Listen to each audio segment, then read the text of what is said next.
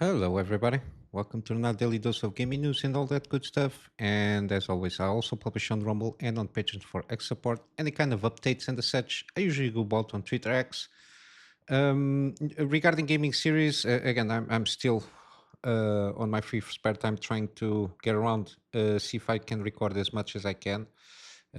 Probably next week I will start publishing some episodes, most likely from Expedition 33, so Claro Obscure Expedition 33. I'm not sure the cadence yet. Still having some issues here and there from time to time. It crashes out, so all of that, and then editing and trying to put it in a better way there on the editing side of things. Um, yeah, other than that, again, demos, I still need to again have some time because I'm focused on recording the thing there, to check my wish list one by one to see what kind of demos might interest me more, if there are any for the games on the wish list. But yeah, until then, you got the completed gameplay series. In the meantime, I will put Jusan as a completed gameplay series. But yeah, other than that, at the moment, no plans for live streams yet. We'll see how this goes. Again, a lot of stuff that is kind of dependent on that. But yeah, other than that, let's go to the news. Not much happening, interestingly enough. But we got here some reporting and the such regarding NVIDIA GPU prices.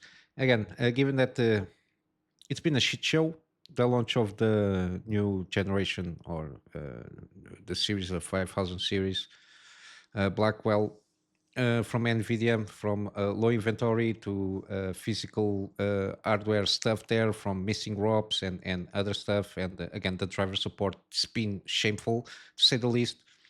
And now supposedly we are going to get increased prices. At least it seems that it has to do a little bit with the tariff war and the such, because again, now they are driving. They have to drive around the GPUs, the inventories, to redistribute them to other markets other than China. And again, I understand that might cost some money, but specifically in the cases of the 5080s and 5090s, we're talking about $2,000 plus GPUs, and the fact that the prices are going to increase, especially on the 5090s, supposedly between 10 to 15%, doesn't seem pretty good, given that they were never been in MSRP. Basically, might have like one in 1,000 if there is that many. But yeah, this kind of justification regarding the tariff stuff there. One of the excuses also is there's little price increase margin left in them. I don't understand that. Again, I don't see how you can manufacture a GPU that costs $2,000 and you don't have a lot of margin on that GPU, which is very interesting. Yeah, it's not a very attractive choice at this moment, Nvidia, to a certain degree, because again, you have to have inventory on stores to be able to buy those GPUs. I'm not sure how the missing ROP stuff is. I didn't see anything else regarding that initial round of news covering this thing here. I'm assuming that is already solved, was already solved on manufacturing. I think it was kind of the first couple of batches, if that much, that had that issue. I'm assuming there is no more issue regarding that. But yeah, the driver situation is still a little bit ongoing, let's say. Um, I think they managed to fix on the latest hotfix some stuff, but not everything was patched out.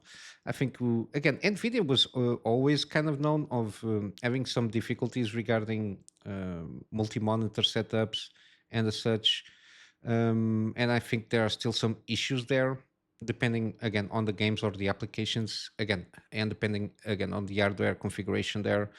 But yeah, it's not looking good, and of course, they took it on itself to also on the AI side to ramp up the prices of the H100 and B200.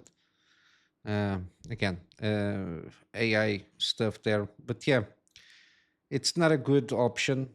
unless you don't have any constraints on any kind of oh my god, um, any kind of budget. If they have no constraints there, again, usually you go for the top tier performance hardware. But even that, I think we're still seeing from time to time some burning connectors on 5090s. But then again, they are not that many in the wild per se. uh, to have a better idea how prevalent that situation is. But again, I'm assuming, given that they didn't bother to put any kind of power modulator or power balancing feature or hardware chip that can do that work on these higher hand GPUs, I will assume it's going to be like 4090. It drops a little bit out of the news cycles, but all the repair shops will continue to have at least a handful of them per week to replace connectors and such when it's possible to do so. But yeah, not looking good for NVIDIA. Hopefully AMD, and especially on the lower end, we'll see how it goes. The 9060 XTs, non-XTs, and the 5060. I think it's going to be launched next by the end of this week or something like that. Again, there is no review. I don't think they backtrack there in terms of providing drivers for the reviews of those cards. And I think it's going to be a shit show also, the 5060, um, especially the 8 gigabyte. The 5060 Ti, 8 gigabyte already struggles in some instances. Again, given that NVIDIA has those technologies, the AI upscaling and the frame generation, it does need more VRAM, and playing at 1080p in certain cases, it struggles a little bit, at least comparatively with the 16 gigabyte version of that card there. And hopefully AMD doesn't make the same mistake, but unfortunately it seems that they might follow up on NVIDIA regarding that, especially on the 9060 XT. Supposedly it's still going to be out the 8 and 16 gigabyte variants, but we have to wait and see how this goes. Again, not a lot good news in terms of the GPU market there. In terms of games, we got a leak yesterday. I watch on Twitter some stuff here and there on basically a trailer was published erroneously by, I think it was on Stellar Blade or no, Sony. I think it was on the Sony channel or YouTube channel. It was published, and then a couple of hours later it was removed. But basically, as usual on the internet, somebody managed to download those videos, and we kind of have at least, again, it's not official because they were removed. So, but we can assume that we already knew that the PC port for Celebrate will come up in June this year, and probably will come as announced on that trailer, June 11th. They mentioned here widescreen support, which is good. It supports DLSS 4, if not mistaken, and only FSR 4, 3, sorry. So at the moment, no FSR 4 support, it seems. Um, Similarly, that there is better texture specs there, 4K textures, which is always good for PC. And it seems to be performing quite well. Again, there is no detailed numbers. They just did a comparison, a snippet of a comparison: 100 frames with no DLSS and 300 frames with the DLSS plus FMG. Again, we don't know the context of that comparison there. But I will assume, given that they have around a year or so to work on this game and trying to optimize it the best they can for PC systems, hopefully this will be a good one, because it needs to be a good performant in terms of the hardware on PC side of things, mainly because it's an hack and slash. I think they got some parry and dodges. Again, if you have a stuttery game, playing around with this kind of game is not that good.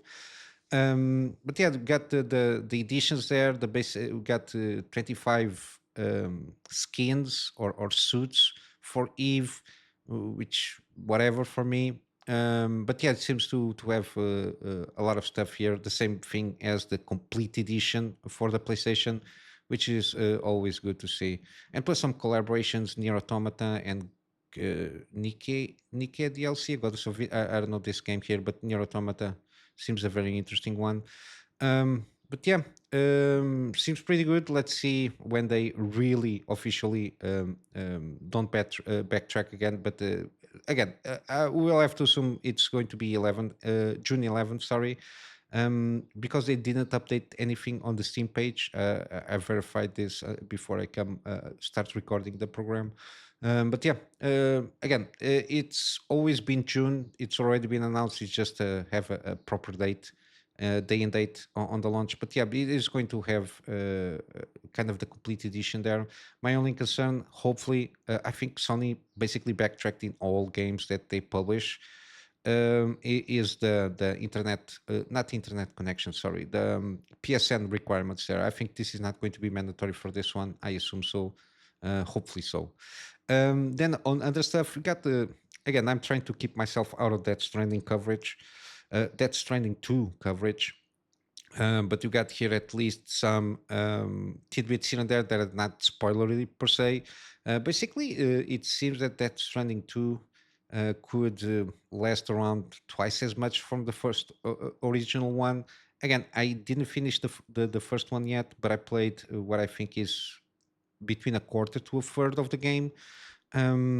Supposedly, because people add some previews around playing around 30 hours of the game, and the information that they got, it constitutes around roughly 40% of the story. Again, doing a rough math, supposedly the game could last at least 75 hours or so if you follow the main path of the story there.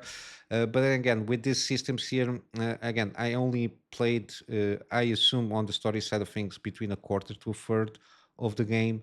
But I think I played more than a dozen of hours there. But I'm so engaged in those systems on the delivery system and the upgrade path there that I usually get myself distracted on secondary stuff instead of just going for the main path. Again, I try to enjoy the games, what they can offer there, and also it seems that we have a little bit more combat systems here. Again, that's Stranding, at least my perception of what I played from that Stranding is, suppose you're again, the combat doesn't mean lethal combat. There is, I think you can kill people in that Stranding one, but usually the tools in terms of combat usually are non-lethal, mainly because of the lore. If you die, that there is that the death stranding and all the little things there, shit can go down and have. I think it's an explosion. I completely forgot the name, the technical name. It's been a while since I played Death Stranding, but yeah, supposedly when you somebody is dead, you need to incinerate them or give a proper funeral by burning the body, or else bad stuff will happen. I don't know if this is going to have any kind of lethal things here, or maybe then you have to burn the bot again. It's Kojima. You never know what kind of solution is going to implement here.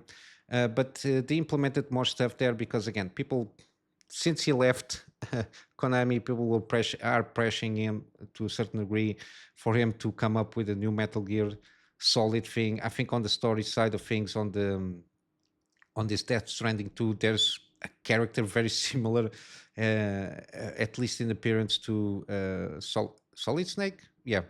Uh, and yeah, we might see some funny interactions there. And again, as long as it doesn't break any kind of lore that is set up on the first one, which I assume it will not be. But yeah, we'll have to wait and see how this goes again. And also, as a side note, the sequel will include some unreleased songs by the late Ryan Karazija from the Low Roar band. Very interesting soundtrack from the first game.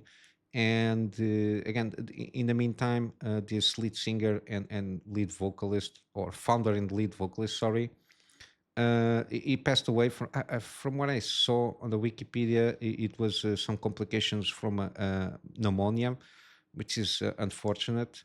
But yeah, he had some unreleased works there, and I think the family reached out to Kojima if it was possible to integrate those songs on the soundtrack of the game, which is very interesting to say the least. Because I think this band really gained a little bit more popularity because of the first one of the musics there. But yeah, I really need to. I don't know when I have time, but I need to go at least play for myself the Death Stranding one. Hopefully, I can do streams with that. But yeah, well, I will have to wait and see because again, this will come out for PlayStation, and I will assume at least 6 months to a year until it comes out to PC. But yeah, let's see how it goes. This. And then lastly, we got here kind of an update regarding yesterday's No Rest for the Wicked Thomas Muller thing on Discord. I covered this yesterday, and my opinion is still the same regarding this specific statement. Again, I don't think it is the best way of doing an approach here. I understand that the fact that the game is in early access, and the fact that again, as usual, people can even on early access they can buy the early access, play a couple of hours. If they don't like it, leave a negative review, refund, and that's it. I think the game was, to a certain extent, a campaign of trying to review bomb negatively the game there as in early access still. And I think the what he wanted to do here was make a call to players to, if they haven't already, give their feedback of the purchase of the early access, to give it on Steam, to give their thoughts. Um, and hopefully in his case, hopefully that feedback that was not given yet for players that already played without giving that feedback, it was a positive one. And I think he didn't, the message didn't pass out very well. But we got an update from him, and this comes from X. Again, I will just read out what it says there. It says, this is what happens when the press just picks up Discord posts and writes an article around them. Overall, pretty much everyone who's tried Wicked after the last few hotfixes is extremely positive, which I think it's something that it goes in line with the Steam Analytics. The reason I left the post on Discord up was simply to push back against some of the bullshit reviews. Again, the review bombing campaign. I've been hated on Twitter by a few crazies for years now, and I also saw the calls for review bombing because, according to this folk, I'm a Nazi. These days, apparently, anyone who doesn't include 5 trans characters in their game and doesn't let their product be influenced by political bullshit is a Nazi. What a world we live in. And then there is a thing here, a side note at the time. This has at least 2 years. When the Russia-Ukraine war broke out, and I replied on Twitter saying that Moon Studios wouldn't be taking a public stance because we're a video game company, not a journalistic outlet. The next day, a threat letter with a picture of Putin was taped to my office door, full of insults from top to bottom. Again, we saw at the time in 2022, March, April, between March and April, when the special military operation, as the Russian side calls it at this moment, start again. Everybody out of nowhere called. Everybody had to support Ukraine. Again, it's a very complex political issue. Complex in the sense it's not that very complicated, but um, the discussion itself again has a lot of nuance there. It's not just um, one side bad, one side good. Um, but yeah, I have my own opinions. But again, as the same way that Thomas Muller says that the fact that they are a video game company, and they will not publish any kind of statement one way or the other, doesn't mean that they don't have their own opinions. The same thing as me. I try to keep it, unless it has to do with certain policies that are directly in the hardware stuff there, like the tariff stuff that influences prices of hardware on PCs and the such. Usually, I don't comment on political issues because it's not the design of this channel here. But yeah, at this time when all this thing broke out, 2022, a lot of people from game companies out of nowhere just support Ukraine. But yeah, and he continues here on the X. So I have no issue telling active players who loved Wicked that they should go ahead and leave a positive review on Steam. After all, it's allowed on Steam to buy a game, leave a negative review. It doesn't even talk about the game at all. There are negative Wicked reviews that literally just say I don't know, emoji there, and then instantly refund it, and the negative review still counts. Again, I think it was the message it was trying to pass on that Discord post is again to uh, to players that didn't left a review still or their feedback regarding what they experienced on the early access of the game. It basically wanted to incentivize people if they, especially again, of course, especially if they had a positive feedback to give them, so we can basically counterattack the negative ones that are on the Steam page there. And then he continues, and no, we're not in immediate financial danger, but from time to time, I think I'm allowed to speak up about issues within our industry I personally find unbecoming. Again, that's the what I said yesterday. That might be interpreted as a little bit manipulative from that Discord post. I don't think it was expressed very well. I didn't when I read it, I didn't interpret it that way.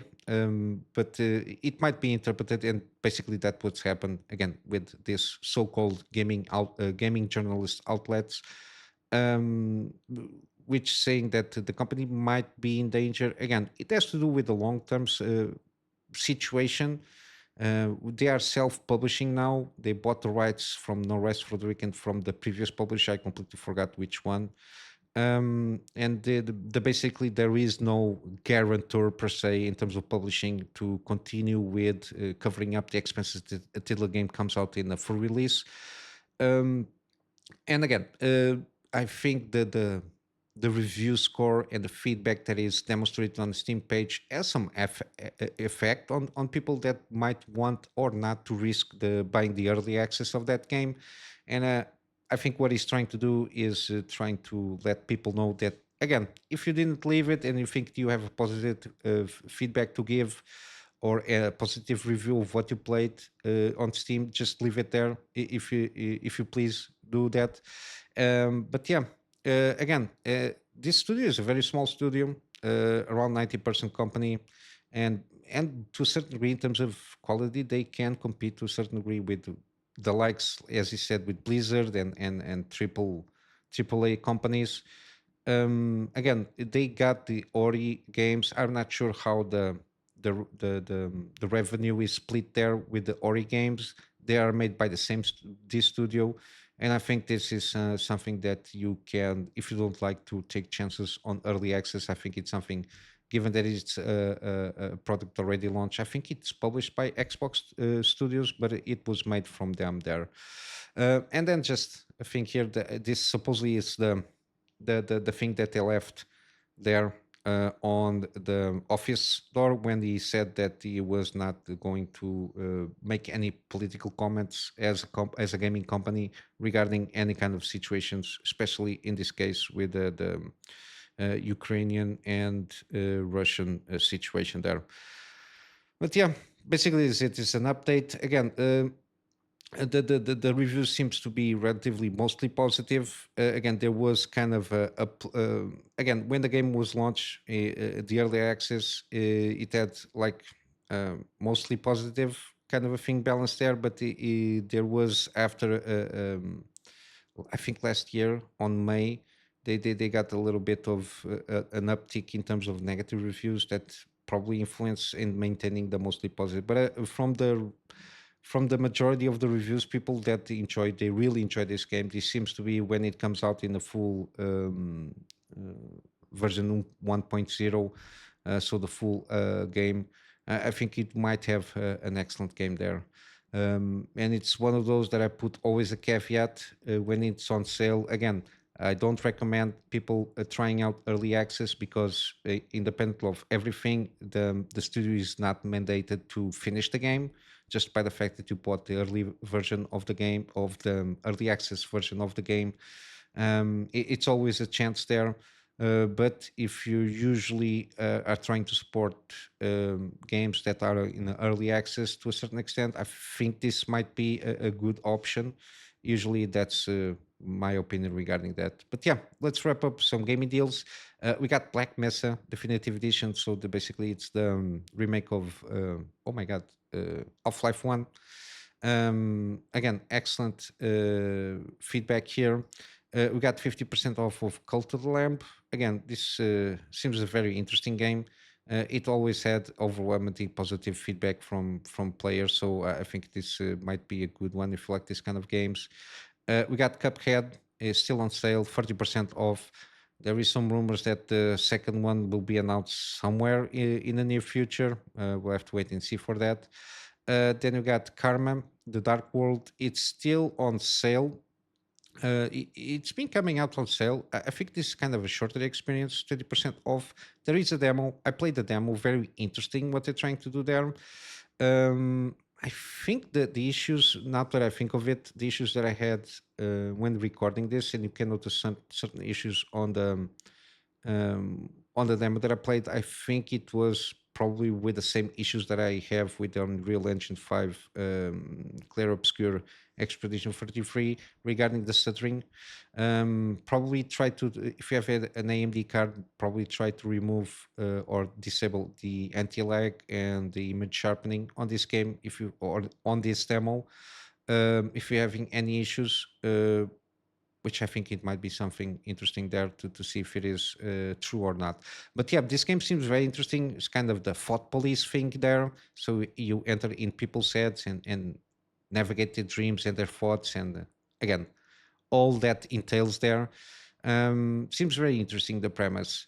Then you got Mass Effect Legendary Edition, 90% off. Again, the complete trilogy with all the DLCs and the such, 4K remastered and all that jazz. I think it's a pretty decent trilogy if you like action RPGs. Again, $6 or something. It's very cheap. Then you got Observer System Redux. Again, seems to be a pretty good one. Also, kind of detective with some Blade Runner esque inspiration on this one. At least that's the perception that I have, and it's 70% off. And then last we got System Shock Remake again. 63% 63% off. It's the remake. I think it's a very faithful remake of the first System Shock. I think this again. Yesterday, I think I covered this game. I'm never sure if it is Unreal Engine or other engine here, but it's again very positive feedback from people that play this game here. But yeah, I'm going to wrap up here for today with the plug of my Patreon as usual for extra support. That extra support is more in line for me to try and get around getting a better storage solution so I can have backups of stuff that I do for my clients and also some extra space for the videos that I do for the channel. And with all that said, I hope you have a wonderful day. I'll see you in the next one. So until then, Kunamy Master out.